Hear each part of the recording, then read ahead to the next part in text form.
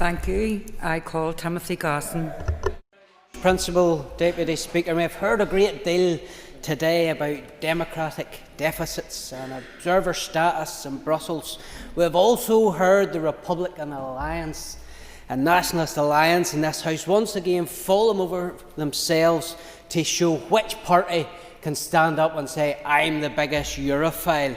My goodness, we even got a Christmas card from the SDLP this morning with their list of priorities on it. So Matthew, I think you take the prize today for being the biggest Europhile, the SDLP, outdoing the Alliance very, very marginally on that basis. But when we strip away all of that, we need to remind ourselves of the simple democratic reality.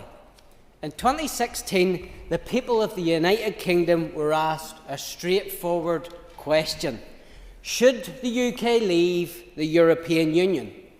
The answer back from the British people was equally straightforward: yes, leave. The democratic decision should have been honoured. It should have been implemented in full, and it should have restored sovereignty of this nation. Happy to give way, Mr Dixon. Let me hear you. Thanks very much. Just interested to know whether you and your party believed the lies that were printed on the side of the bus. You have an extra minute. Here we have the Alliance Party, and because of yourselves, Sinn Féin and the Alliance, you were able to come together to cook up the fudge of the Protocol and the Windsor Framework. So when any business has any problems in Northern Ireland, blame these three. They were the chief makers, the pushers, the movers and the shakers. So what we have here today is an arrangement that leaves Northern Ireland governed by laws we do not make, we cannot change, and are interpreted by a foreign court. So if we want to talk about democratic deficit, why not start there? But that doesn't suit the narrative of the Nationalist and Republican Alliance. The idea that the solution to Northern Ireland's problems and to the democratic deficit is somehow more EU involvement, more EU buildings, or more EU observer roles is frankly nonsense. The deficit comes from the EU's continued grip in Northern Ireland. You do not remedy that by allowing the EU to tighten that grip even further. Then we turn to the SDLP and their proposal to support the establishment of a European Commission office in Belfast. Sounds very official.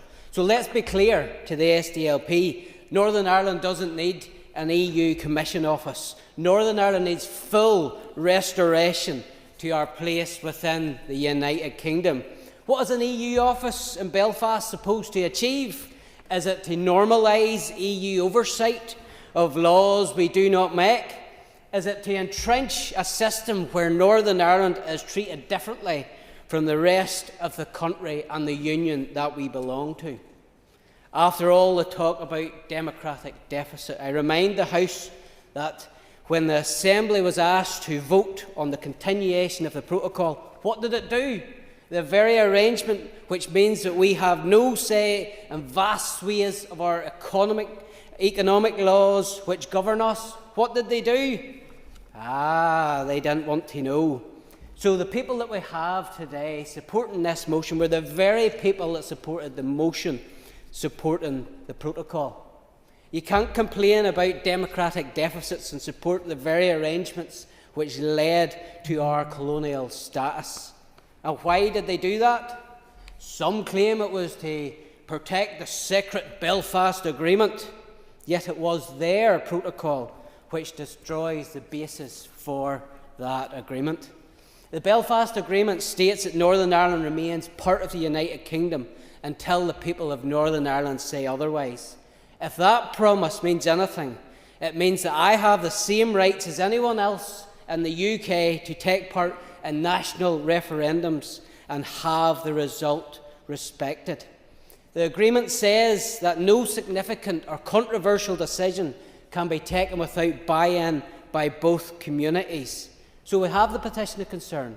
That's good. Let's work together for unionism. But I would say to the DUP and Sinn Féin, my goodness, the DUP brought this place back on the basis of the dodgy Donaldson deal.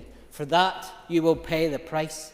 And to the SDLP and the Alliance, all your cuddly relationship is doing is pushing you down, down, down, down, down in the polls, sitting behind TUV in the polls. Let that sink in. So while you're cuddling up to Sinn Féin as part of your pan-nationalist, nationalist and Republican alliance, whatever you want to tell yourself, come 2027, the people in this country will cast their views on everything that has taken place for the restoration of Stormont. Those that gave away their principles to become implementers will have to face the electorate, but also will the Alliance Party and SDLP for how you've cuddled up to Sinn Féin over the last number of